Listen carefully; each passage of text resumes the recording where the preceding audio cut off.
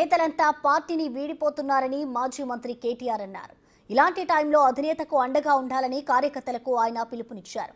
విభేదాలు పక్కన పెట్టి పనిచేయాలని అన్నారు. రోజు అడ్డమైన తిట్లు తిడతాడు, నమ్ముకున్నాడు ఒక్కొక్కడు జారుకుంటాడు. ఇన్ని అవస్థలలో కూడా కేసీఆర్ గారు ఇలా బయలుదేరిండు. బస్సు యాత్ర అని చెప్తే బ్రహ్మరథం పడుతున్నారు కేసీఆర్ గారు.